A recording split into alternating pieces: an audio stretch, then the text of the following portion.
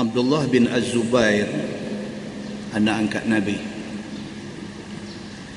Bapa dia Az-Zubair bin Al-Awwam bin Khuwailid. Dia adalah sepupu Nabi sallallahu alaihi wasallam. Az-Zubair bin Awwam bin Khuwailid, dia sangkut dengan Nabi dua-dua belah. Az-Zubair bin Awwam sepupu Nabi, pasal mak dia nama Safiyah. Mak dia dengan bapa Nabi Abdullah dua beradik. Jadi Az-Zubair bin Awwam ini sepupu Nabi.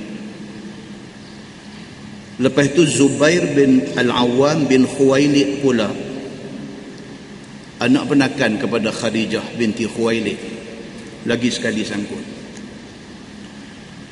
Dan Az-Zubair bin Al-Awwam ini,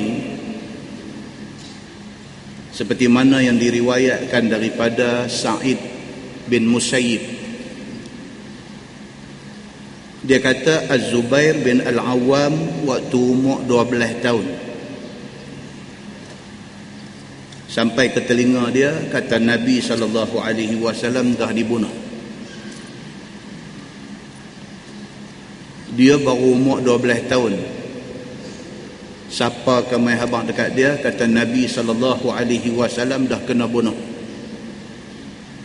Waktu umur 12 tahun dia dah tunjuk sayang dia kepada Nabi SAW. Dia cabut pedang, dia pusing satu Mekah kerana nak cari orang yang bunuh Nabi SAW. Dalam dia duk pusing, dia jumpa Nabi SAW. Nabi tanya dia. Nabi tanya kepada Az-Zubair bin Al-Awwam ini, Nabi tanya pasal apa? Berjalan dalam rupa marah dengan pedang duk terhunus di tangan. Nabi tanya pasal apa? Dia kata ada orang bagi tahu kata tuan dah kena bunuh.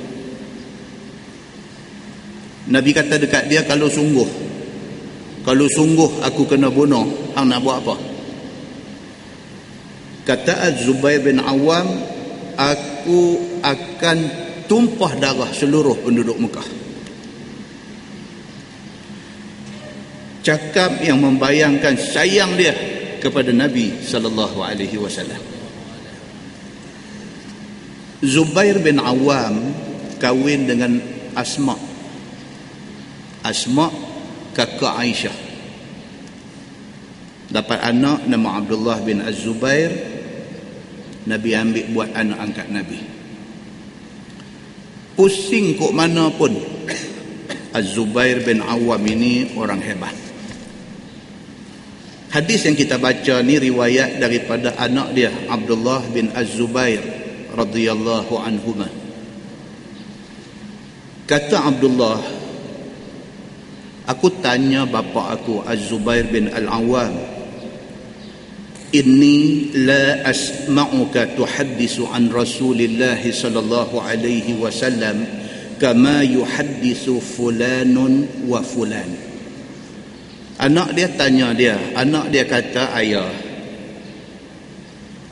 saya tak rajin dengar apa-apa hadis daripada ayah, seperti mana saya dengar ramai orang lain riwayat hadis daripada Nabi SAW. Anak dia kata, ayah, ramai orang kata mereka ada riwayat hadis daripada Nabi, tapi ayah sendiri punya rapat dengan Nabi, bukan sahaja rapat sebagai kawan, rapat dari segi pertalian darah. Ayah spend banyak masa dengan Nabi, tapi saya tak banyak dengar hadis yang ayah riwayat. Qala, kata Az-Zubair, ama inni lam ufariqhu. Az-Zubair bin Awwam, dia jawab pada anak dia, dia kata, hang pun tahu, aku dengan Nabi SAW tak pernah berenggang. Aku tak payah cerita aku bapa hang duk tengok aku hari-hari. Aku dengan Nabi ni tak berenggang. Walakin sami'tuhu yaqul, tapi aku pernah dengar Nabi SAW bersabda. Nabi kata, man kadzaba alayya falyatabawa maq'adahu minan nar. Nabi kata, siapa bohong atas nama aku, siap tempat di neraka. Oleh kerana aku duk ingat apa Nabi kata, siapa bohong atas nama Nabi, tempat ada di neraka. Maka aku takut nak kut, nak petik, nak ambil apa-apa daripada kata-kata Nabi sallallahu alaihi wasallam. Aku takut kut tersilap. Hadis itu hadis sahih riwayat Al-Bukhari. Muslimin dan muslimat yang dirahmati Allah sekalian, daripada hadis ini dapat kita faham bahawa para sahabat Nabi ridwanullah alaihim ajma'in, mereka cukup hati-hati. Tak macam kita hari ini. Kita tak pernah jumpa Nabi pun, kita tak pernah kenal sahabat Nabi pun, tapi mudah-mudah, senang-senang kita kata ini hadis Nabi, ini hadis Nabi, sedangkan kita tidak semak betulkah itu hadis Nabi. Sahabat yang hidup sezaman dengan Nabi, yang begitu rapat dengan Nabi pun tak berani nak cerita lebih kurang, takut kut tertambah ataupun terkurang. Hak Nabi kata dia tambah sikit, ataupun hak Nabi kata dia kurang sikit. Dengan kerana tu dia masuk neraka. Dia takut benda ni. Kesimpulan dia apa dia, tuan-tuan? Hati-hati dengan hadis Nabi sallallahu alaihi wasallam. Dalam sebuah hadis riwayat daripada Anas radhiyallahu anhu, kata dia, innahu la yamna'uni an uhadditsakum haditsan katsira anna an-nabiy sallallahu alaihi wasallam qala man ta'ammada alayya kaziban falyatabawa maq'adahu minan nar, atau kama qala. Hadis sahih riwayat Al-Bukhari. Anas bin Malik radhiyallahu anhu 10 tahun jadi khadam Nabi. Anas bin Malik radhiyallahu anhu 10 tahun tidur bangun, celak mata sampai tidur malam dengan Nabi sallallahu alaihi wasallam. Di antara kerja dia, bila Nabi main masjid, Nabi masuk masjid, dia ambil kasut Nabi bungkus. Bila Nabi keluar masjid, dia buka letak di kaki Nabi sallallahu alaihi wasallam. Nabi close, rapat, bukan dengan Anas sahaja, bahkan dengan keluarga Anas, terutamanya dengan mak dia. Nabi jadi ke rumah dia tempat transit Nabi sebelum Nabi sembahyang zuhur. Sehingga ke hadis yang kita biasa baca menceritakan peluh Nabi apabila tidur di rumah mak Anas ini, dilap oleh mak Anas, disimpan sampailah Nabi SAW wafat. Bekas kain yang lap peluh Nabi itu masih wangi lagi. Anas bin Malik radhiyallahu anhu, dia kata, innahu sallallahu alaihi wasallam la yamna'uni an uhadditsakum haditsan katsira. Anas kata, Nabi SAW pesan kepada aku, jangan gelut sangat meriwayatkan apa-apa daripada Nabi. Nabi pesan dekat Anas ni tak usah gelut sangat.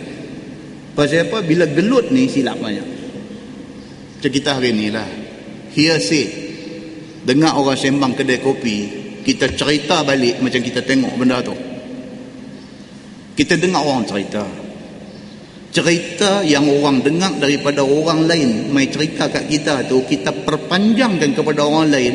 Cara kita cerita macam kita tengok benda tu. Pasal apa? Pasal gelut nak cerita, takut orang lain cerita dulu, kita nak dulu dalam nak bercerita ni. Gelut itu membawa bahaya. Nabi SAW kata, innahu sallallahu alaihi wasallam, sesungguhnya Nabi SAW la yamna'uni an uhadditsakum haditsan katsira. Nabi larang aku daripada gelut nak mencerita hadis daripada Nabi sallallahu alaihi wasallam. Anna Nabiy sallallahu alaihi wasallam qala man ta'ammada alayya kaziban. Nabi kata siapa yang sengaja bohong atas nama aku, falyatabawwa maq'adahu minan nar, siap tempat di neraka. Hadis itu hadis sahih riwayat Al-Bukhari. Muslimin dan muslimat yang dirahmati Allah sekalian, dalam sebuah hadis riwayat daripada Husain bin Abi Waqqas radhiyallahu anhu. Husain bin Abi Waqqas, dia ni saudara kepada Sa'ad bin Abi Waqqas. Tuan-tuan, Sa'ad bin Abi Waqqas ni betul-betul mati tanam di mana? Orang lah dia melancong, pergi melancong China. Katanya ada kubur Sa'ad bin Abi Waqqas di sana. Betul ke? Sedangkan dalam hadis sahih riwayat Al-Bukhari, riwayat Muslim, cerita kata mayat Sa'ad bin Abi Waqqas disembahyangkan oleh Aisyah di Madinah. Dia mati, di antara yang menyembahyangkan mayat dia ialah Aisyah isteri Nabi sallallahu alaihi wasallam di Madinah. Takkanlah dia mati di Madinah, Aisyah sembahyang mayat dia pergi tanam di China. Pun begitu, orang yang sampai ke negeri China, sampai ini kubur Sa'ad bin Abi Waqqas, bagi salam tak kira. Inilah pentingnya tuan-tuan kita merujuk kepada hadis-hadis Nabi sallallahu alaihi wasallam. Hadis riwayat daripada Husain bin Abi Waqqas, saudara kepada Sa'ad bin Abi Waqqas radhiyallahu anhu. Dia kata sami'tu Uthman bin Affan radhiyallahu anhu yaqul ما يمنعني أن أحدث عن رسول الله صلى الله عليه وسلم ألا أكون أوعى أصحابي عنه ولكني أشهد لسمعته يقول من قال علي ما لم أقل فليتبوأ مقعده من النار. وقال حسين أوعى sahabatihi anhu atau kama qal, hadis riwayat Imam Ahmad bin Hanbal. Daripada Husain bin Abi Waqqas, dia kata dia dengar Uthman bin Affan radhiyallahu anhu kata, Sayyidina Uthman, kita dah cerita dah, Sayyidina Uthman ini hebat. Dia tak pernah dilihat pakai seluar. Dia tak pernah dilihat pakai seluar sehinggalah pada hari dia kena bunuh, dia pakai seluar. Isteri dia tanya dia, awak abang pasal apa tak pernah pakai seluar, hari ni pakai seluar? Dia kata dia bimbang, pemberontak dah kepung rumah nak bunuh dia. Dia bimbang, dalam pergelutan itu takut-takut terselak kain nampak aurat dia. Tuan-tuan, sahabat jaga aurat sampai macam tu sekali. Tak pernah pakai seluar, dia selalu pakai baju kamis, baju jubah lepas turun macam ni. Hari tu pakai pasal apa? Pasal takut dalam pada duk jadi pergelutan itu, takut kot tersingkap kain nampak aurat. Maka dia protect aurat dia daripada awal. Dia pakai seluar hari itu. Muslimin dan muslimat yang dirahmati Allah sekalian, Sayyidina Uthman bin Affan yang begitu hebat berkata, dia kata ma yamna'uni an uhaddisa an Rasulillah sallallahu alaihi wasallam alla akuna aw'a ashabihi anhu. Kata dia, tidak ada benda yang menegah aku daripada meriwayatkan hadis daripada Nabi sallallahu alaihi wasallam, melainkan yang menegah aku itu ialah kerana aku rasa aku bukanlah orang yang paling kuat ingatan.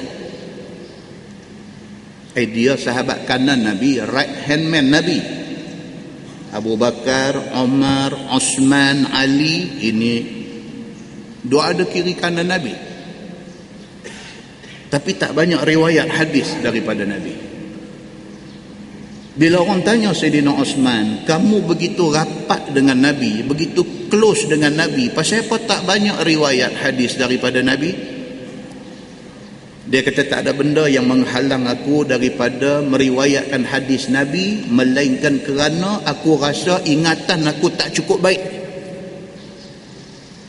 Aku takut kod-kod ingatan yang tak baik ni, Nabi kata lain, aku pi ingat lain. Nabi sebut lain, aku pi hafal macam lain. Kerana ingatan aku yang tak cukup baik ini, maka aku takut nak meriwayatkan hadis Nabi sallallahu alaihi wasallam. Walakinni ashhadu li sami'tuhu yaqul, akan tetapi aku naik saksi bahawa aku dengar Nabi sallallahu alaihi wasallam bersabda. Nabi kata, man qala alayya ma lam aqul, siapa ada pihabang dekat siapa-siapa benda yang aku tak kata. Nabi kata ada siapa-siapa pihabang dekat orang kata Nabi kata sedangkan Nabi tak kata, falyatabawwa maq'adahu minan nar, siap tempat di neraka. Qala Husain, kata Husain bin Abi Waqqas, saudara Sa'ad bin Abi Waqqas ini, dia kata au'a sahabatihi anhu, dia kata setakat yang aku tahu Osman adalah di antara sahabat yang paling kuat ingatan. Bila orang habang apa-apa, dia cukup ingat. Walaupun dia satu orang yang cukup kuat ingatan, dia takut nak petik apa-apa kata-kata Nabi, takut-takut apa yang dia petik itu tersilap. Muslimin dan muslimat yang dirahmati Allah sekalian, 3 hadis kita baca cukup untuk kita jadikan peringatan. Nak abang apa-apa, nak kata apa-apa, make sure betul itu hadis daripada Nabi sallallahu alaihi wasallam. Jangan suka-suka, jangan semata dengar-dengar kita terus kata itu hadis Nabi sallallahu alaihi wasallam. Mudah-mudahan mukadimah itu memberi manfaat kepada kita insya-Allah.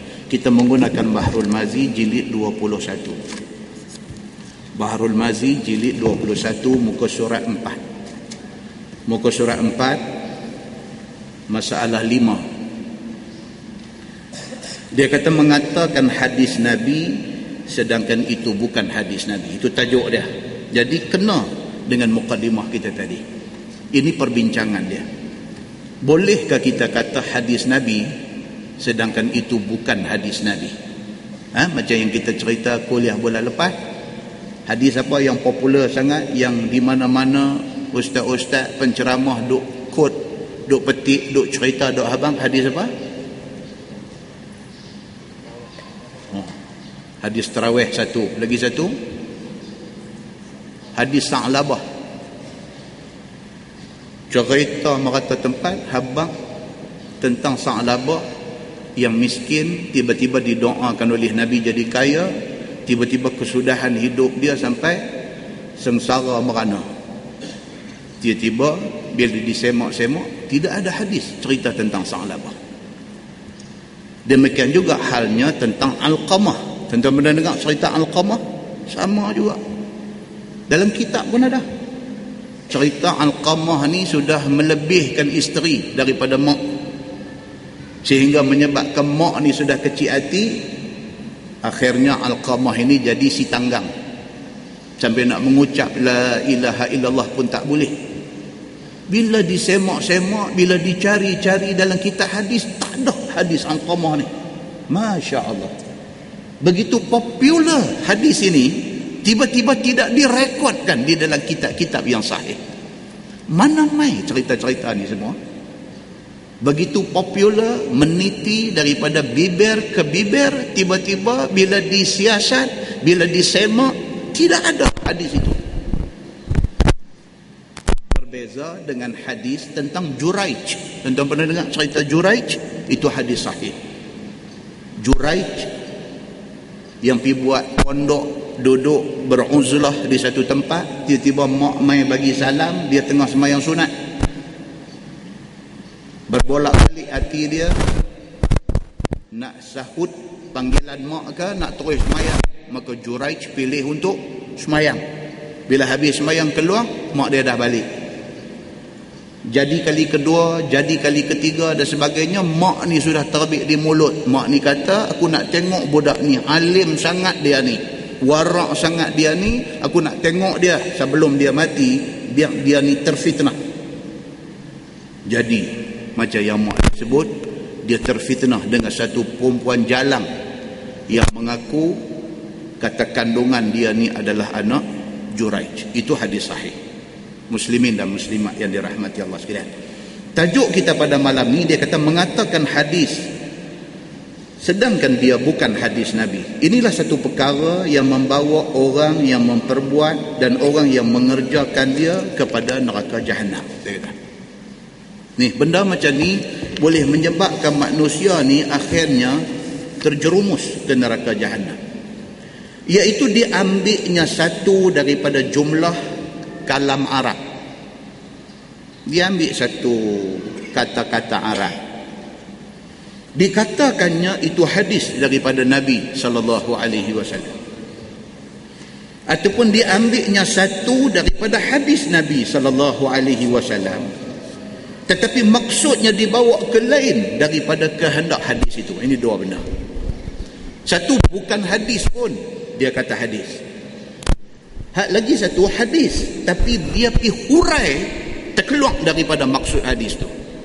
Kena jaga. Kita tak boleh baca rasa-rasa macam faham kita lagu tu, kita faham lagu tu. Tak boleh. Dia kena tengok tu konteks hadis itu apa dia. Maka di sinilah pentingnya syarah hadis. Jadi kita baca hadis, baca huraian dia. Apa huraian dia? Baru match dengan kehendak yang sebenar daripada Nabi sallallahu alaihi wasallam. Baik. Adapun satu daripada hadis itu tetapi maksud dibawa ke lain.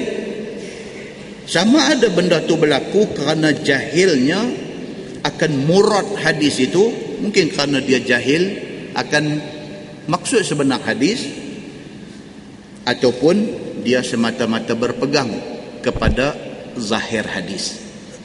Kadang-kadang perkataan yang sebut dalam hadis tu faham dari segi zahirnya macam tu, tapi tak, maksud dia bukan macam tu. Perlunya kepada mengaji yang sungguh-sungguh baru kita boleh faham. Dan setengah daripada mereka itu hadis maudhu' dikatakan sahih ataupun hasan ataupun sebagainya. Yang ni benda tu maudhu'.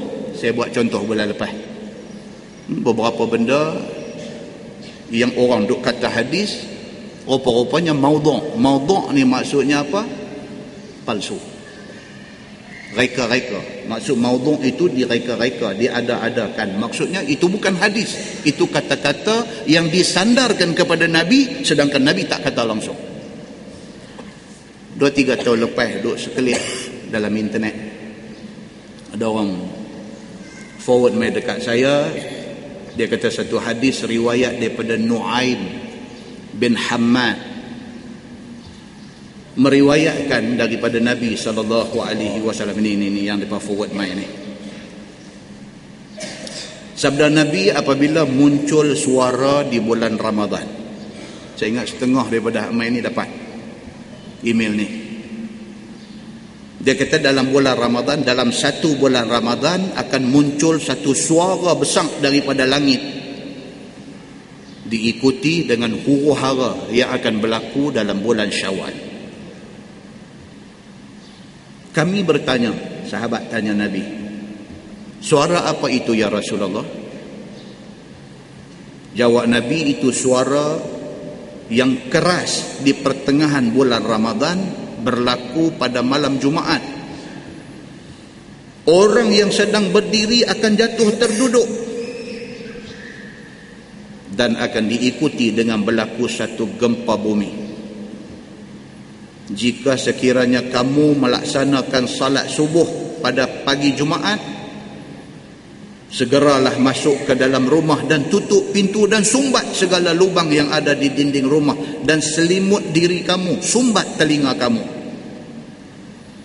Sebutlah Al-Quddus, Al-Quddus, Al-Quddus. Tak payah bawa dalam bahasa Arab pun, tolak forward dalam bahasa Melayu Barang siapa yang buat begitu, kononnya Nabi kata dia akan selamat daripada kebinasaan. Benda ni di forward sekitar bulan 9, ujung bulan 9. Mai bulan 10 ada pihak meramalkan kata 2012 akan jadi benda ni. Sampai orang putih buat filem. Sampai orang putih buat filem. 2012. Dia nak match ni dengan hadis yang disebarkan di seluruh dunia. Anak kita duduk mengaji di US dapat hadis ni. Anak penakan kita duduk di Tokyo, Jepun dapat hadis ni. Orang putih pula keluar filem 2012. Dia berkata punggah. Dan kononnya pada tahun 2012 akan jadi 2 gerhana pula. Ni pihak yang membuat kajian tentang benda ni mengesahkan kata akan jadi benda ni. Cemas seketika. Bila disiasat-siasat, tidak ada pun benda ni di dalam kitab-kitab hadis yang sahih. Cuma Imam As-Suyuti dia kata itu maudhu', ada direka oleh orang yang tertentu. Imam As-Suyuti berapa puluh tahun dulu dah buh dah benda ni. Dia kata ada tercatat di dalam beberapa kitab ni pasal hadis ni. Hadis yang katanya riwayat daripada Nu'aim bin Hammad ini ada, kata Imam As-Suyuti itu maudhu', dia kata. Muslimin dan muslimat yang dirahmati Allah sekalian. Dia mai pula satu musim cerita sampai ke Malaysia ni, cerita tentang Nostradamus. Tuan-tuan bisa dengar nama dia? Rayuh satu masa dulu. Saya balik lagi sebelum tidur saya duduk depan internet, type nama dia ni.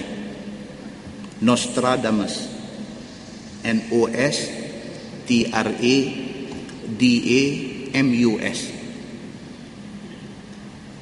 Dia orang Perancis.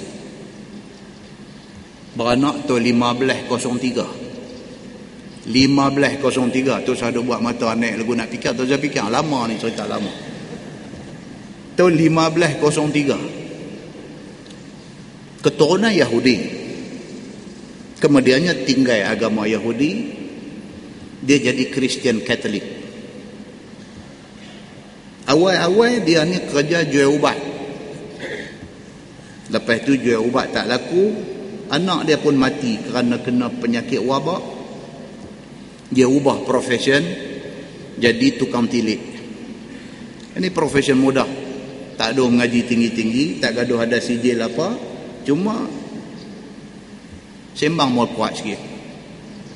Dia tengok nasib orang, nasib dia sendiri pun susah. Dia tengok nasib orang, dia abang orang ni nak susah, orang ni nak senang. Ini kerja Nostradamus. Dia telah membuat 6,338 ramalan ataupun prediction. Sebahagian daripada ramalan dia jadi, dan hak banyaknya tak betul. Masa dia buat ramalan dia tu banyak tak betul, tapi selepas dia mati beberapa ramalan dia menjadi. Masa zaman dia duk buat ramalan ni pun cerita macam hadis maudhu' jugalah. Dia buat satu cerita orang percaya, dia buat satu cerita orang percaya, dia buat satu cerita orang percaya. Sehingga kan permaisuri kepada Raja Henry II Perancis ambil dia, jadikan dia pawang diraja. Pasal ada beberapa tekaan dia pada zaman tu jadi. Maka permaisuri kepada Raja Henry II ambil dia, jadikan dia bomo pawang diraja di istana. Akhirnya dia mati pada tahun 1566. Selepas dia mati, beberapa ramalan dia yang dia dah tulis pun dah dalam buku dia jadi kenyataan. Yang ni yang kata coincident, kebetulan. Macam hari ni pakat duk teka tarikh pilihan raya, masa makin suntuk. Bila masa makin suntuk, Leh-leh teka kena. Masa makin suntuk. Hari tu nak teka ada setahun payahlah nak kena. Bila dia main 6 bulan, kemungkinan kena tinggi sikit. Bila dia main lagi sebulan, memang 30 orang teka seorang betul. Dia macam tu lah cerita dia. Nostradamus dia teka. Dia antara benda yang dia teka, yang dia tulis dalam buku dia, bila nak jadi apa, di antara yang dia teka jadi kemunculan Napoleon Bonaparte di Perancis. Tuan-tuan, dia mati tahun 1566, Napoleon tahun 1800. 300 tahun kemudian, hak dia tulis dalam buku dia tu jadi. Muncul satu orang hebat di Perancis, Napoleon Bonaparte. Jadi orang dah mula terkejut, oi, dia ni biang betul. Dia teka tentang kemunculan pemimpin Jerman Adolf Hitler. Timbul semua. Hitler sekitar tahun 1930-an sampai 1945, perang dunia. Nostradamus teka tentang perang dunia. Dia teka kata perang dunia akan jadi beberapa kali. Pum, kata jadi. 1914 sekali perang dunia pertama, 1939 jadi perang dunia kedua. Dia teka tarikh, tahun, jadi. Maka nama dia selepas dia dah mati 200 tahun, nama dia makin popular. Dia teka bom atom akan meletup di Hiroshima. 1945 Hiroshima meledak dengan satu bom atom. Terkejut lagi orang. Dia teka kematian Princess Diana. Tahu apa? Princess Diana mati 1997. Dia mati tahun 1500 tu. Dia teka jadi kejadian tu. Nama dia semakin meletup-letup. Dan yang paling orang putih takut sampai hari ini ada satu lagi dia teka. Dia kata satu hari dunia ini akan dipimpin oleh, dia kata, the man with the blue turban. Dia kata dunia ini satu hari akan dipimpin oleh satu orang laki-laki yang memakai serban biru. Hak ni pun di antara duk dalam buku yang dia tulis, yang dia teka. Maka bila jadi revolusi di Iran hari tu, depa kata Syekh ni dah, depa duk kata Ayatollah Khomeini akan menguasai dunia.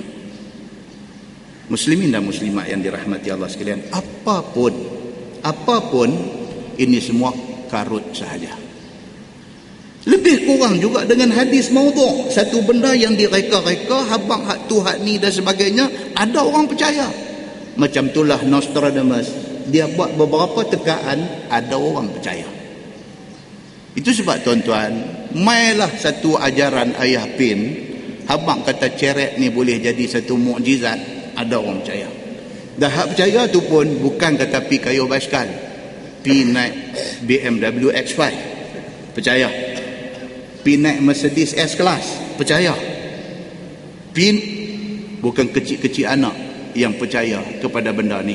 Demikianlah halnya dengan hadis maudhu'. Walaupun dia satu yang direka-reka, ada orang percaya. Bahkan ada orang sanggup bermati-matian mempertahankan kata itu hadis walaupun tidak ada bukti. Muslimin dan muslimat yang dirahmati Allah sekalian, dia kata bermula, dan setengah daripada mereka itu mengatakan hadis maudhu' itu hadis sahih ataupun hadis hasan ataupun sebagainya.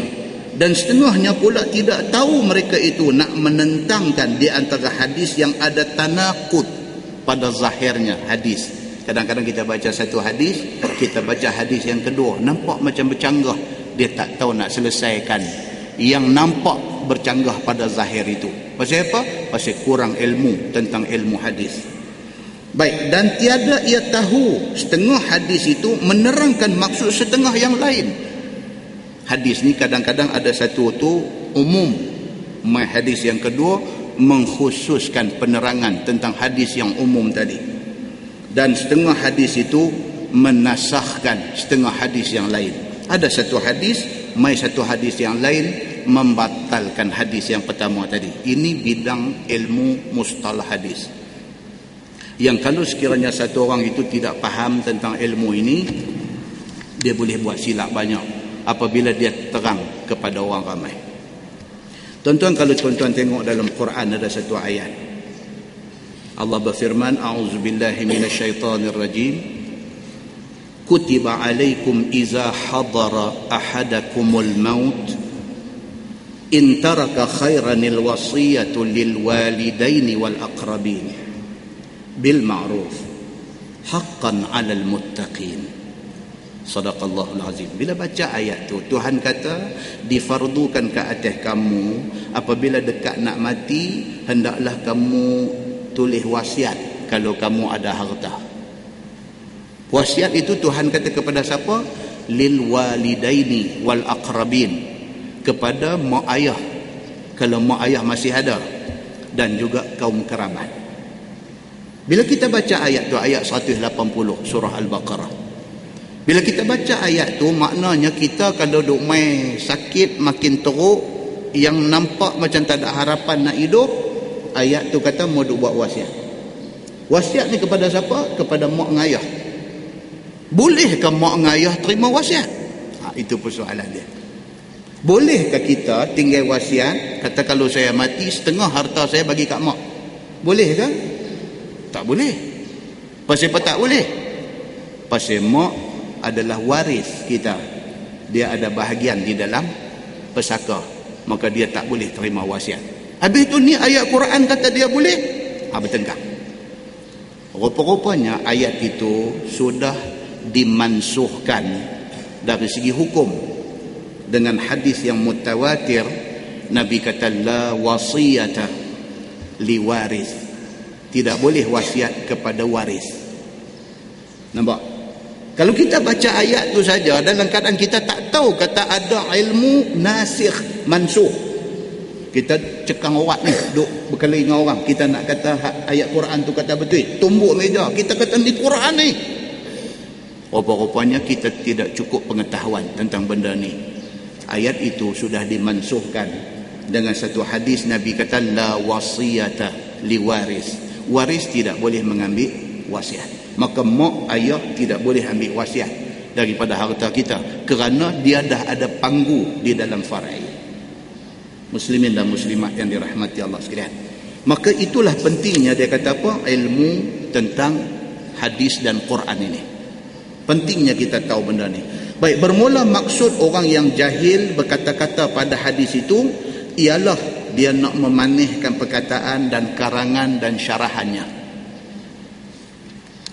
Orang bercakap ni tuan-tuan, dia punya intention dia apa dia? Nak bagi orang syok dengar ceramah dia, nak bagi orang syok dengar kuliah dia, nak bagi orang syok dengar cakap dia. Bila nak bagi syok ni, Haji Namoto mulut tuang sikit. Normal. Dia nak attract crowd, dia nak jadi crowd puller, dia nak pull crowd ni bagi mai penuh masjid. Haji Namoto tu mulut tuang. Haji Namoto tu yang nak bagi kita penyakit macam-macam.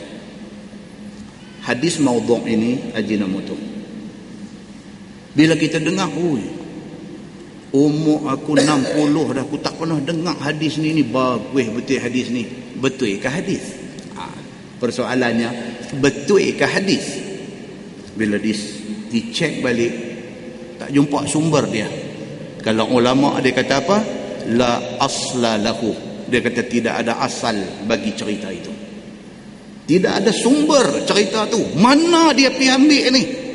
Buka dalam Bukhari tak ada, dalam Muslim tak ada, dalam Sunan Sittah tak ada, pergi buka dalam kitab hadis lain Ibnu Abi Dunya tak ada, pergi buka di dalam Al-Hakim tak ada, buka dalam Al-Baihaqi tak ada. Ini nama-nama kitab hadis. Buka di dalam Musnad Imam Ahmad tak ada, buka di dalam Sunan Ad-Darimi. Punya banyak kitab hadis ni tak ada hadis yang dia bawa ni. Kacau tuan-tuan. Bermaknanya apa? Ajinomoto.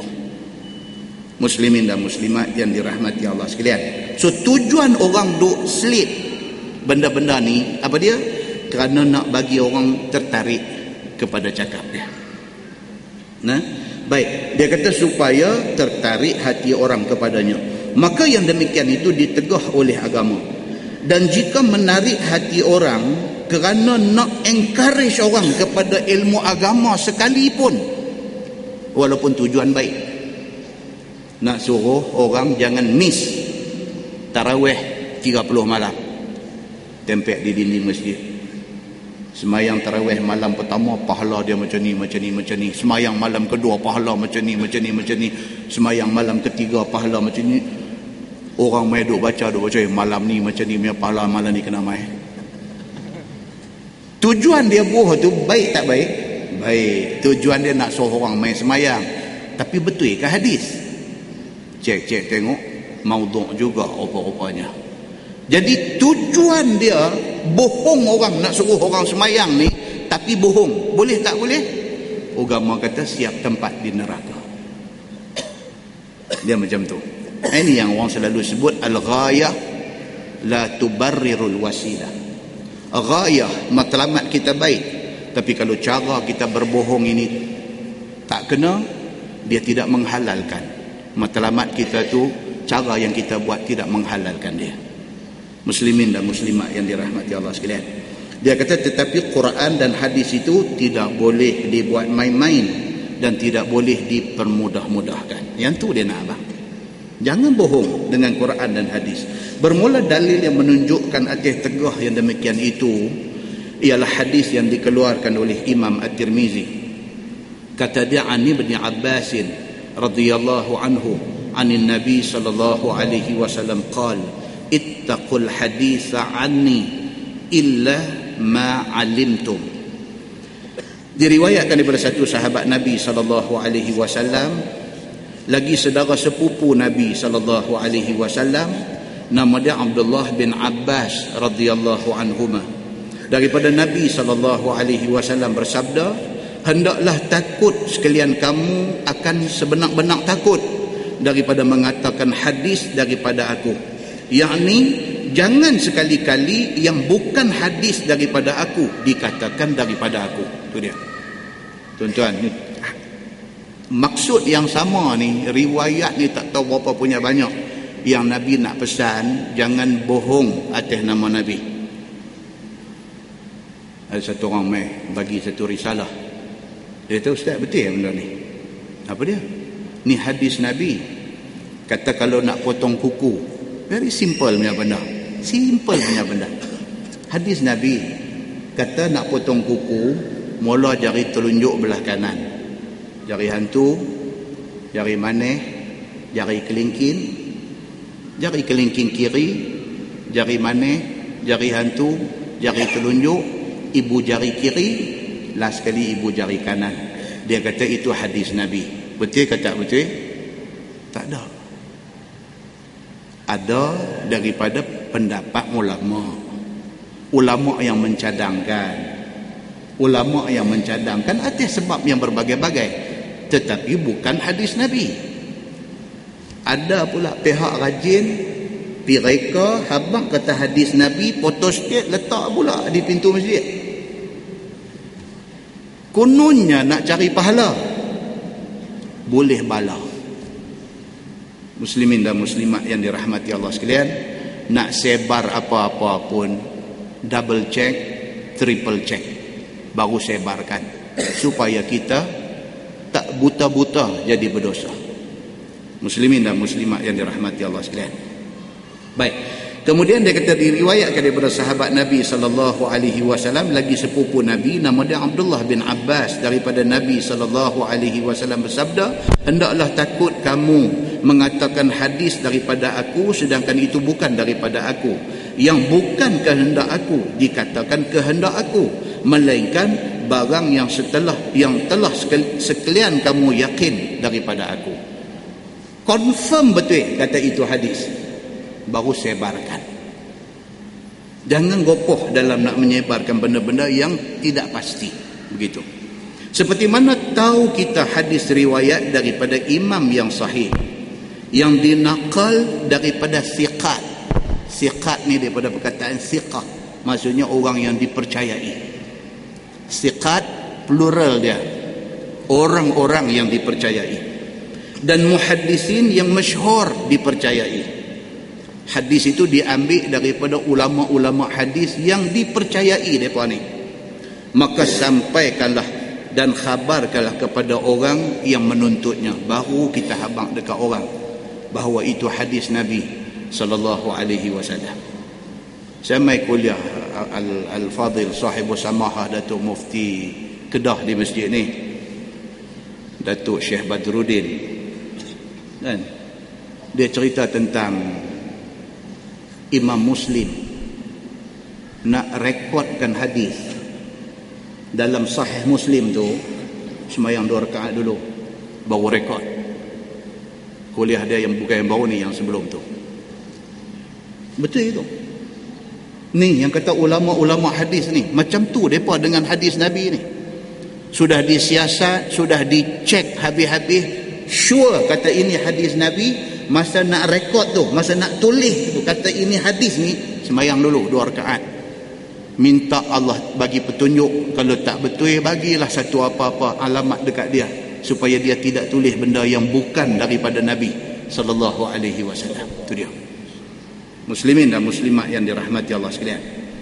Dan betulkan maksudnya seperti mana maksudku. Nabi kata bila nak syarah hadis tu, pastikan itu yang aku maksudkan. Jangan Nabi maksud lain, kita pergi habaq lagu lain. Jangan. Supaya tidak jatuh kamu ke neraka. Itu dia.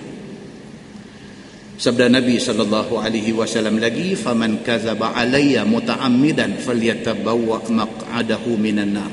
Maka siapa buat bohong ke atasku dengan sengaja, dengan mengatakan hadis sedangkan bukan hadis daripada aku, ataupun diubah maksudnya daripada kehendakku, maka hendaklah ambil tempat dia di neraka Jahannam. Muslimin dan muslimat yang dirahmati Allah sekalian. Kemudian dia kata di situ masalah mentafsirkan Quran dengan apa-apa yang terlintas di dalam hati.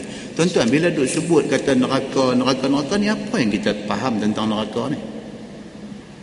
Kan? Berapa kali jumpa dah ni.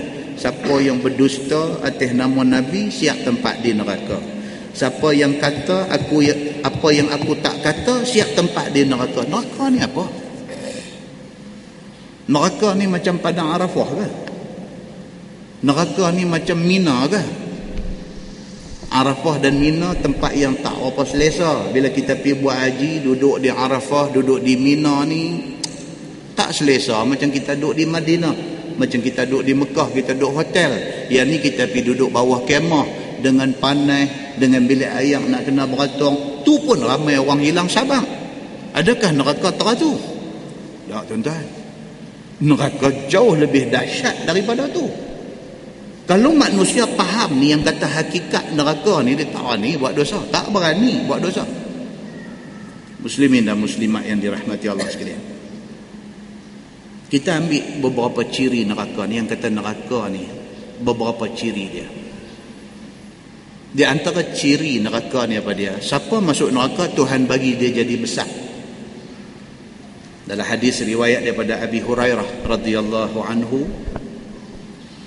dia kata ma baina mankibai al-kafir finnar masiratu salasati ayyam lirakibil musri' atau kama qala, hadis riwayat Imam Muslim.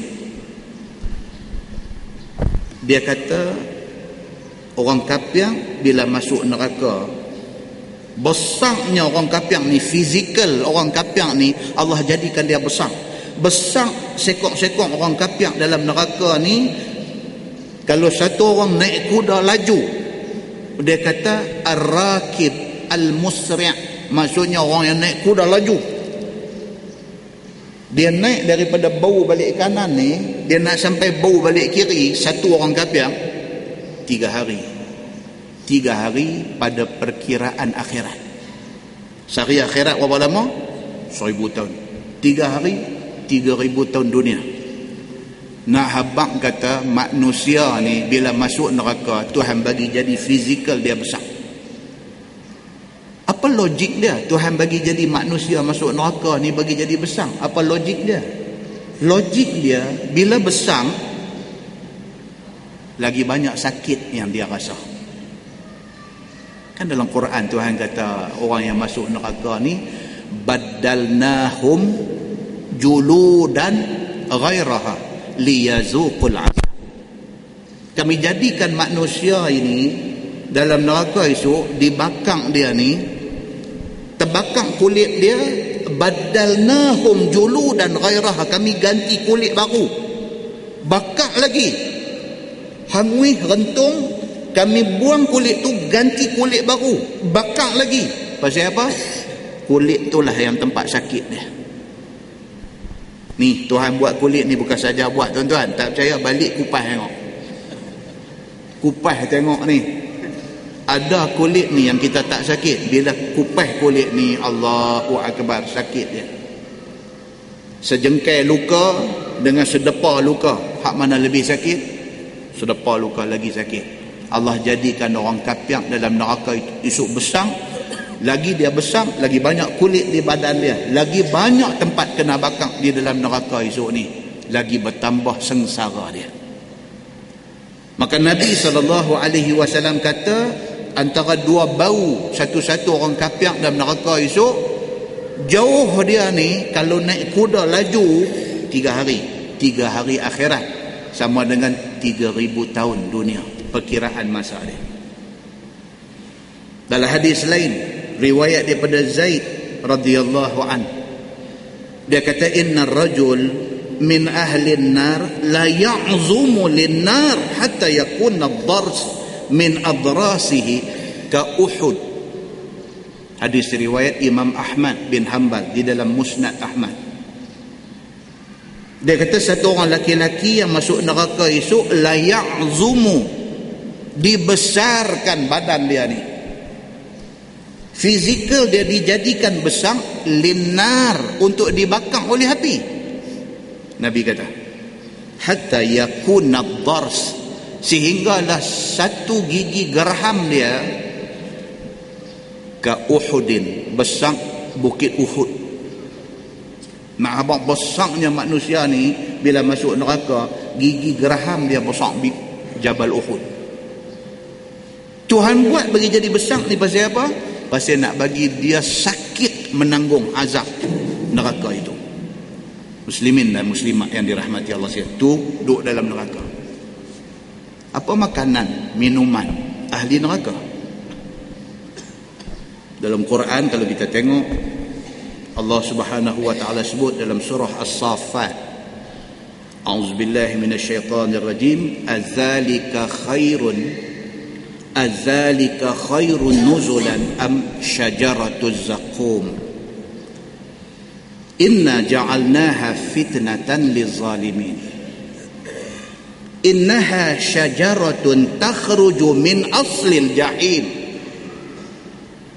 tal'uha ka'annahu ru'usus syayatin فإنهم لآكلون منها فمالئون منها البطون ثم إن لهم عليها لشوبا من حميم.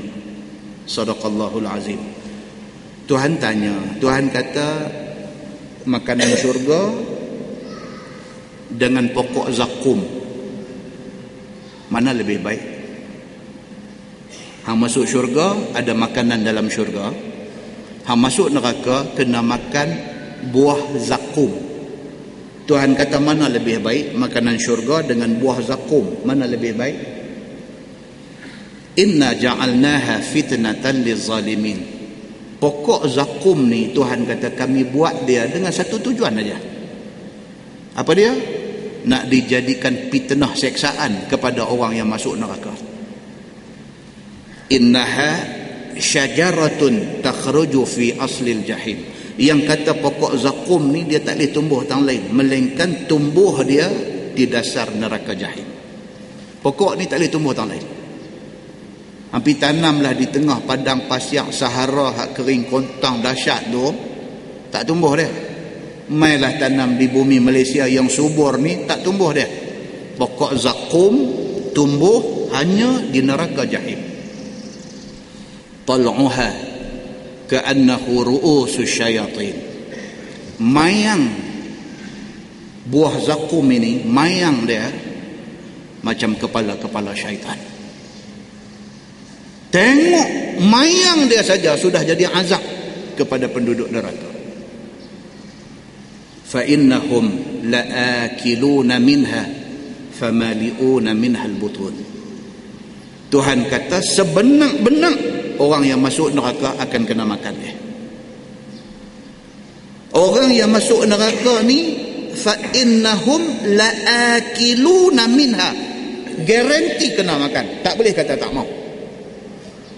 Famali'una minhal butun, makan sampai penuh perut, makan buah zakum ini.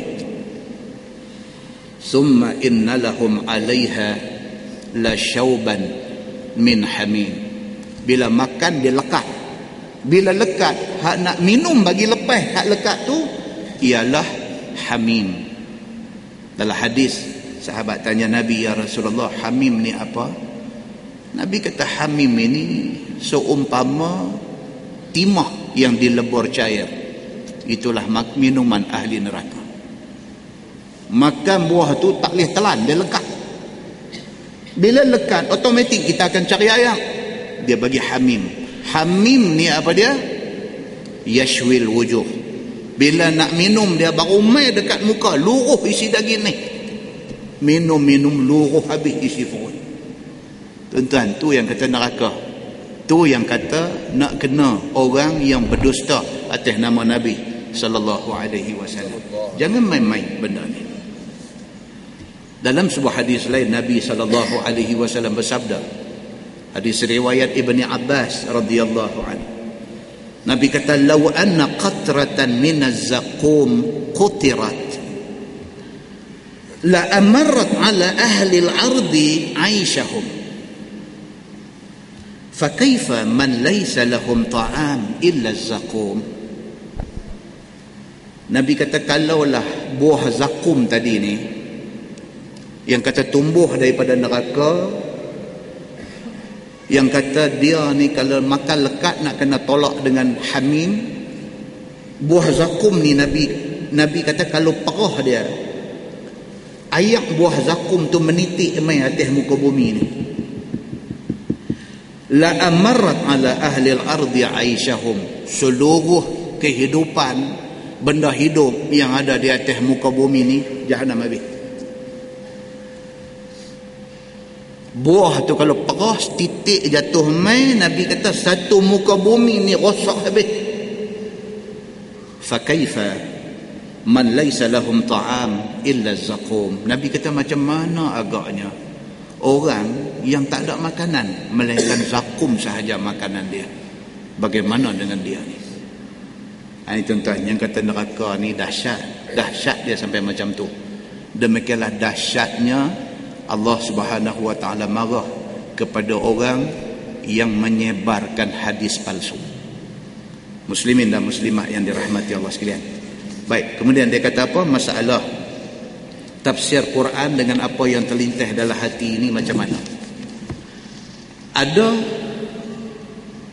ataupun ada apa rasa di otaknya, apa yang dia teringat? Dia teringat apa? Dia pergi tafsir ikut kepala otak dia. Bolehkah macam ni? Maka orang itu akan menjadi isi neraka. Sebagaimana yang diterangkan dalam masalah yang telah lalu. Bermula dalil yang menunjukkan arti haramnya itu adalah sabda Nabi sallallahu alaihi wasallam. Man qala fil Quran bi ra'yih falyatabawwa maq'adahu minan nar. Artinya siapa yang berkata pada Quran itu mengikut pikirannya, yakni mentafsirkan Quran itu ikut lintas hati dan lintas otaknya, maka siap tempatnya di neraka. Yakni Tuhan jadikan tempatnya di neraka jahanam. Sama ke Quran pun kalau kita tafsir ikut otak kita pun masuk neraka. Hadis kalau Nabi tak kata, kita pergi bohong kata Nabi kata, pun neraka. Dia nak apa tuan-tuan? Islam ini agama yang murni. Kita kena jaga genuine Islam ini. Jangan ada tokok tambah di dalam nak mengajar Islam. Jangan. Kita kena serius dalam soal ni. Nak mengajar agama, nak ceramah agama, nak bercakap pasal agama, cakap betul. Jangan merepek. Jangan bawa main cerita-cerita yang bersifat ajinamoto kerana nak menyedapkan ceramah. Jangan. Pastikan apa yang kita bawa itu benar daripada Allah dan daripada Nabi SAW. Baik, dia kata mentafsirkan Quran itu ditegah. Bagaimana ia? Macam mana yang kata kita ni ditegah daripada mentafsirkan Quran? Kata Khazin rahimahullahu ta'ala di dalam tafsirnya, telah berkata ulama, bermula tegah daripada tafsir Quran dengan fikiran sendiri itu, telah datang tegahnya ke atas orang yang mentakwilkan Quran sebagai maslahat dirinya. Tak boleh dia yang tu. Tak boleh kita tafsir nak ikut interest kita. Kita menyaga kismih, kita menyaga kurma, kita bawa main hadis-hadis cerita tentang kelebihan kismih dengan kurma. Kalau betul daripada hadis, tak apa, takut kot tak betul. Tapi kita bawa main benda tu pasal apa? Dengan niat nak melariskan perniagaan kita. Pasang. Tak boleh. Sebab Quran dan hadis ni bukan gunanya untuk nak melariskan bisnes kita. Bukan macam tu. Quran dan hadis ini untuk dijadikan panduan hidup, bukan untuk nak buat untung menyaga. Muslimin dan muslimat yang dirahmati Allah sekalian. Dan menurut sebagaimana kehendak hawa nafsunya. Dia tafsir Quran tu nak bagi padan dengan dia. Weh, saya tahun 70-an dulu pergi dengar ceramah zaman tu, ceramah pilihan raya zaman tu. Zaman tu Presiden PAS nama Datuk Asri Haji Muda. Pihak yang lawan dia kempen, saya ingat lagi, saya budak-budak sekolah rendah, pergi kempen pilihan raya, pergi baca surah Al-As, wal asri innal insana lafi khusr, demi Datuk Asri manusia di dalam kerugian. Kempen pilihan raya masa tu, kita pun macam tak tahu apa. Dia dengar, Quran sebut benda ni. Orang yang dia ni tak boleh duk undi dia ni. Kalau undi manusia dalam kerugian. Tuan-tuan, pada masa tu kesedaran agama ni kurang. Jadi orang buat main-main ayat Quran ni sampai tahap tu. Oh, dahsyat. Bila kemudian ni kita duk mengaji, kita reti tentang agama, kita teringat balik benda tu. Masya Allah, berani orang main-main sampai ke tahap itu. Muslimin dan muslimat yang dirahmati Allah sekalian, yang inilah yang dia kata apa? Mentafsirkan Quran mengikut hawa nafsu mereka sendiri. Maka orang yang demikian itu tiada sunyi ia. Ada kalanya bahawa ada ia daripada ilmu, ada kalanya tidak daripada ilmu. Orang ada buat main-main agama ni, ada yang ada ilmu, tapi ada yang tak ada ilmu. Orang tak ada ilmu bercakap senang sikit, kita boleh tahu, tak boleh. Tapi kalau orang ada ilmu, dia spin agama, habis kita. Pasal kita letak trust dekat dia, kita letak kepercayaan dekat dia, kita meletakkan keyakinan kepada fahaman dia terhadap agama. Tiba-tiba dia spin, habis. Bukan seorang dia, berapa ramai manusia terbabas kerana jahat dia. Baik, maka jadi ada ia daripada ilmu, seperti orang yang berdalil dengan mengatakan ayat Quran atas mentashihkan bid'ahnya. Dia buat benda salah, benda bid'ah, dia pergi guna ayat Quran nak kata betul. Hak tu dengar ni orang awam, tak cukup faham. Dia kira hak ni ustaz, hak dia baca Quran, dia betul. Orang awam, dia mana boleh ada pertimbangan ilmu, pasal dia pun tak ada ilmu. Dia kira hak bercakap ni ustaz, hak ustaz tu sebut tu Quran, dia kata ustaz tu betul. Walhal ustaz tu ada own interest, ada kepentingan peribadi, maka ramai yang terpedaya. Ini dia nak beritahu ni.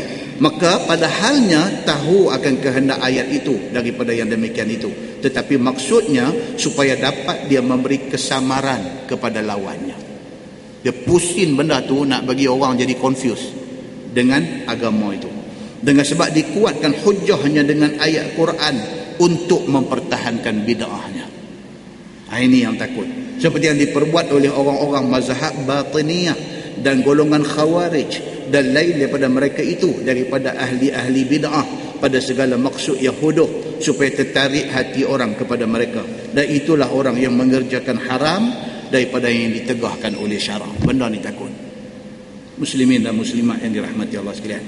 Tuan-tuan tengok di bawah tu dia adalah ulangan semata-mata tu. Nak abang kata golongan yang duk spin tafsiran agama kerana nak tipu orang. Dia nak abang yang tu aja. Bawah tu dia kata mentafsirkan Quran dengan agak-agak dengan lintah hati. Tiba-tiba kebetulan betul. Dia teka aja maksud ayat ni macam ni. Dia teka aja. Tengok-tengok betul. Dia teka tu betul dengan hak sebenar. Macam mana ni? Katanya sekiranya seseorang itu tafsir Quran ataupun satu ayat Quran dengan ketiadaan ilmu, seperti diterangkan dalam masalah yang di atas, maka jikalau kebetulan kena dan betul tafsirannya dengan yang betul, maka terbilang ia salah juga. Dia teka betul. Agama kata tak betul. Pasal apa? Pasal asas tafsiran dia itu teka. Tak boleh. Agama ni tak boleh teka. Kita kena tahu secara pasti, kerana agama itu pasti. Agama itu bukan teka-teka. Muslimin dan muslimat yang dirahmati Allah sekalian. Di bawah tu dia bawa hadis an Jundub bin Abdullah qala Rasulullah sallallahu alaihi wasallam man qala fil Quran bi ra'yih fa asaba faqad akhta. Daripada Jundub bin Abdullah, kata dia sabda Nabi sallallahu alaihi wasallam, siapa yang berkata pada Quran itu berdasarkan fikirannya tiba-tiba betul, itu dianggap salah. Itu hadis Nabi. Tak boleh. Teka, tak tahu betul, kira salah juga. Tuan-tuan tengok sebelah tu, masalah. Dia kata mentafsirkan Quran dengan tidak ada ilmu.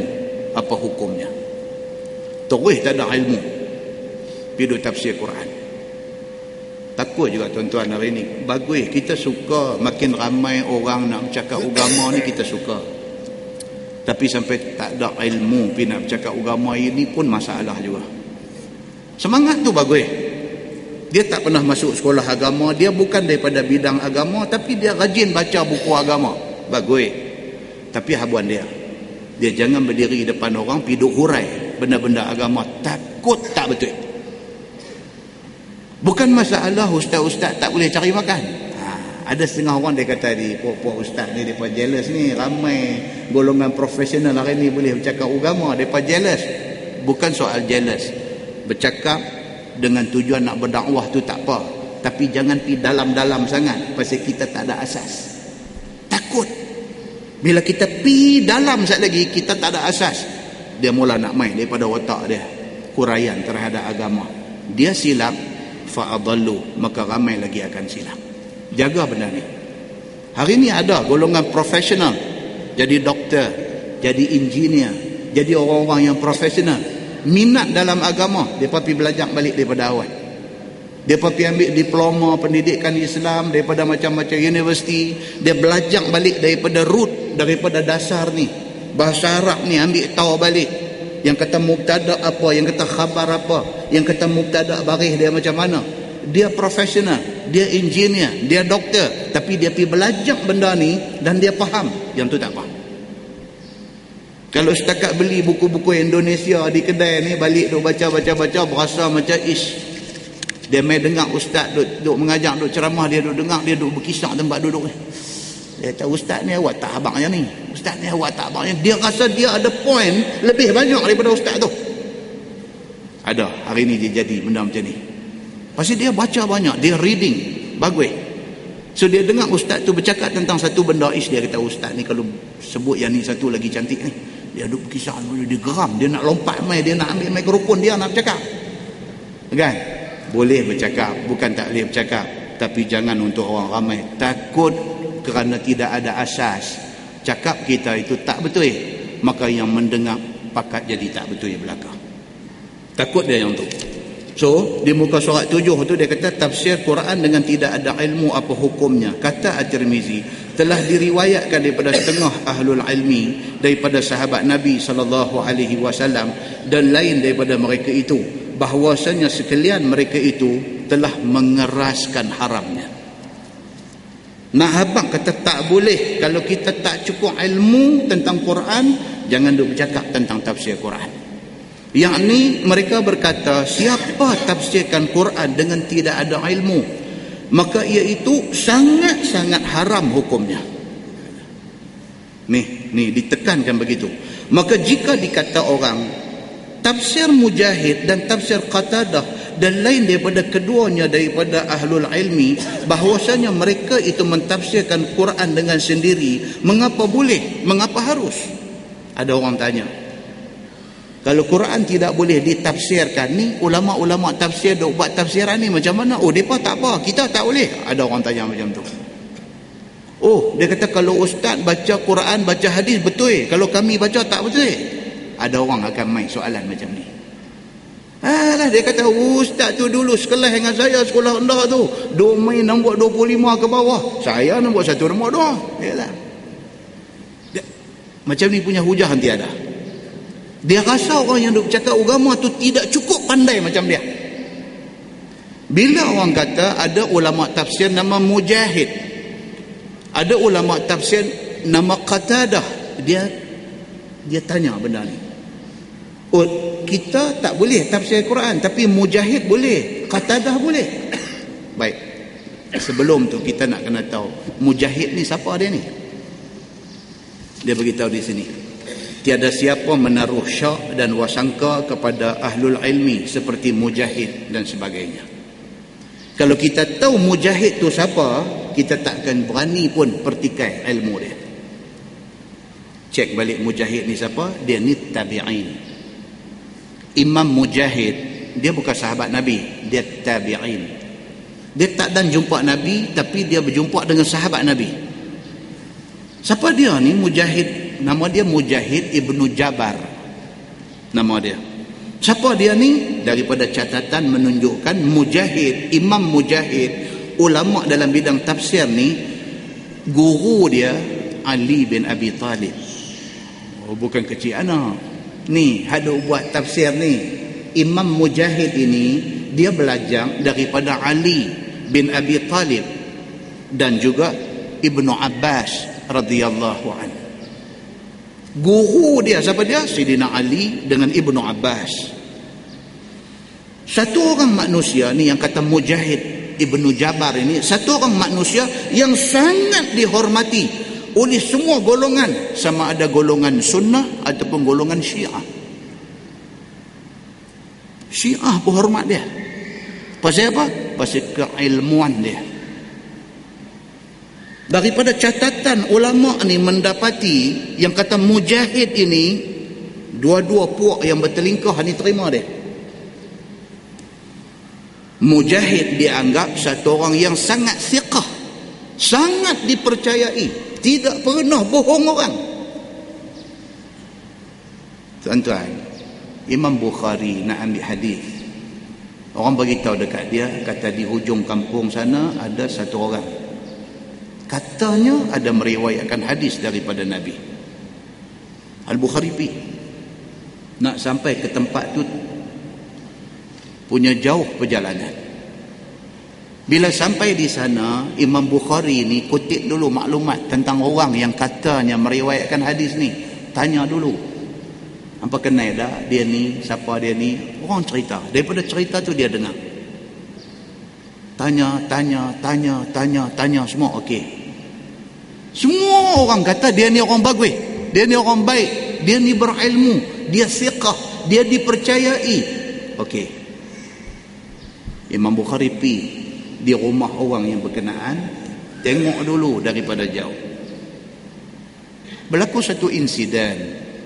Waktu Imam Bukhari sampai, hamba Allah yang dikatakan baik ni Dia nak naik unta, unta tak mau duduk. Dia nak naik atas belakang unta, unta tak mau duduk. Dia ambil rumput, dia tak di depan unta. Unta ni bila tengok bekas rumput dah ada, dia pun lipat lutut dia, dia duduk untuk nak makan. Syekh ni rabat naik atas belakang, dia tendang bekas rumput bagi terbalik. Imam Bukhari tengok yang tu, cancel balik. Bukan dia bohong orang, dia bohong unta. Imam Bukhari cancel. Orang macam ni tak layak meriwayatkan hadis daripada Nabi. Telitinya hadis yang nak diambil tu, telitinya sampai macam tu. Kita ni orang tak boleh ambil hadis daripada kita. Pemohong daripada pagi tadi sampai ke malam ni tak tahu berapa kali. Kita tak ada kelayakan kita ni. Balik kepada cerita Mujahid bin Jabar ni, ulama yang meriwayat, yang banyak membuat tafsir Quran ini. Dia satu orang yang siqah, diterima oleh golongan sunnah dan juga oleh golongan syiah, terima dia. Satu ulama besar, nama dia Al-A'mash. Ini ulama besar, tuan-tuan nanti jumpa nama dia banyak dalam kitab-kitab ni. Al-A'mash. Apa kata Al-A'mash? Dia kata Mujahid seperti satu orang yang membawa khazanah ilmu di belakang dia. Dia kata. Al-A'mash ni pun kalau cerita dia juga kita habis 10 lah. Hebatnya Al-A'mash ni, bila orang tanya dia tentang Mujahid bin Jabar, dia kata Mujahid ni satu orang umpama membawa khazanah ilmu atas belakang dia.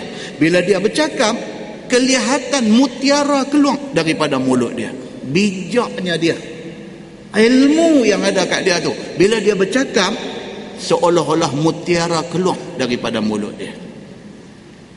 Orang macam ni buat tafsir Quran, siapa nak pergi duduk bangkang dia? Qatadah, dalam satu kitab ni dia sebut seorang lagi Qatadah. Nama dia Qatadah bin Di'amah, nama dia. Qatadah bin Di'amah ini tabi'in juga. Dia ni lagi daripada beranak buta mata. Ni yang jadi ulama hebat-hebat tafsir Quran. Qatadah bin Di'amah daripada beranak mai buta. Guru dia siapa dia? Anas bin Malik radhiyallahu an, dan juga seorang tabi'in yang terkenal, Sa'id bin Musayyib. Ini guru kepada Qatadah bin Di'amah ni. Kuatnya ingatan si buta ini, yang kata Qatadah bin Di'amah ini, ingatan dia ni, kuatnya ingatan dia ni, sehingga kan Sa'id bin Musayyib, guru dia, test dia satu hari. Sa'id bin Musayyib kata dekat Qatadah, dia kata, hang tanya aku macam-macam, aku terang dekat hang mata buta, tulis tak boleh, apa pun tak boleh. Hang ingat ke apa yang aku duk habaq ni? Sa'id bin Musayyib tanya kepada Qatadah bin Di'amah. Bila tok guru dia, Sa'id bin Musayyib, tanya aja, dia cerita balik dah berapa lama dah dia belajar. Daripada Sa'id bin Musayyib, dia boleh cerita balik apa yang dia tanya, apa yang Sa'id bin Musayyib jawab dekat dia, word by word dia boleh cerita balik. Dengar macam tipu, tapi itulah hebat orang dulu-dulu. Sehingga kata Sa'id bin Musayyib ni, dia kata apa? Dia kata, aku tak pernah sangka Allah ada mencipta manusia macam hang ni. Ingat kita tuan-tuan, kawan pergi makan kenduri, kata ustaz ni jemput rumah hari Ahad ni, insya-Allah hari Senin pergi. Terlupa ingat kok hari Senin, baru habaq sehari awal, terlupa. Kita ni duk baca Yasin ni, masuk malam ni berasa 50 tahun dah duk baca Yasin tu, tak boleh hafal tu. 50 tahun dah duk baca Yasin ni, tak ada buku Yasin tak boleh baca. Kata nak sembang apa kita ni? Nak sembang apa? Nak condemn orang apa? Tu sahlah, duk diam sudahlah. Nak abang kata kita dengan mereka ni jauh langit dengan bumi. Hebatnya yang dikatakan Mujahid dan juga Qatadah. Bila orang tanya, Mujahid dengan Qatadah tak apa pula boleh duk buat tafsir. Jawapan dia yang tu. Hebatnya mereka ini. Maka tidak heranlah kalau mereka buat tafsir mereka itu boleh dipegang. Muslimin dan muslimat yang dirahmati Allah sekalian. Kemudian insya-Allah kita akan tengok tafsir min surah Fatihatul Kitab. Yang Fatihatul Kitab ni saya tak mau baca pasal ini adalah ulangan daripada yang kita duk baca di beberapa tempat dah. Dia nak cerita tentang kelebihan surah Al-Fatihah, kemudian perbincangan dari segi fiqh. Dari segi kita bila semayang wajib ke tak wajib baca Fatihah. Kalau kita semayang berimam, imam baca Fatihah, imam baca surah. Kita yang makmum ni, bila imam habis baca Fatihah, imam baca surah, kita kena ke tak kena baca Fatihah? Dia ada perbincangan panjang tentang benda ni. Mazhab Syafi'i kata apa? Kita kena baca. Tapi ada mazhab kata tak payah. Bila imam baca Fatihah, kita dengar. Bila imam kata amin, kita kata amin. Bila imam baca surah, kita dengar. Tak payah baca Fatihah. Itu satu pendapat yang ada di dalam mazhab. Tapi mazhab Syafi'i kata apa? Makmum kena baca juga Fatihah. Itu perbincangan dia. Cuma kita akan baca di muka surat sebelah. InsyaAllah bulan depan kita baca muka surat sebelah. Cerita tentang Adi bin Hatim. Tuan-tuan boleh tanda siap-siap. Bulan depan muka surat sebelah kita baca masalah 13 tu. Adi bin Hatim. Adi bin Hatim ini satu sahabat Nabi pergi jumpa Nabi dalam keadaan dia belum masuk Islam. Bila dia sampai di rumah Nabi, apa yang dia tengok di rumah Nabi dan apa yang berlaku di antara dia dengan Nabi. Adi bin Hatim At-Ta'i, orang panggil dia Adi bin Hatim At-Ta'i. Siapa dia ni? Siapa bapa dia Hatim At-Ta'i, dan apa insiden yang berlaku di rumah Nabi pada hari dia masuk Islam itu. InsyaAllah kita baca pada muka surat sebelah pada bulan depan insyaAllah. Kita tangguh dengan tasbih kafarah dan suratul Asr. Subhanakallah. Asyhadu an la ilaha illa anta. Bismillahirrahmanirrahim. Wal 'asr. Innal insana illa allazina اللهم صل على محمد في الأولين والآخرين وسلم رضي الله تبارك وتعالى عن ساداتنا أصحاب سيدنا رسول الله أجمعين. بسم الله الرحمن الرحيم. الحمد لله رب العالمين حمدا يوافي نعمه ويكافئ مزيده. يا ربنا لك الحمد كما ينبغي لجلال وجهك الكريم وعظيم سلطانك. رضينا بالله ربا وبالإسلام دينا وبمحمد نبيا ورسولا.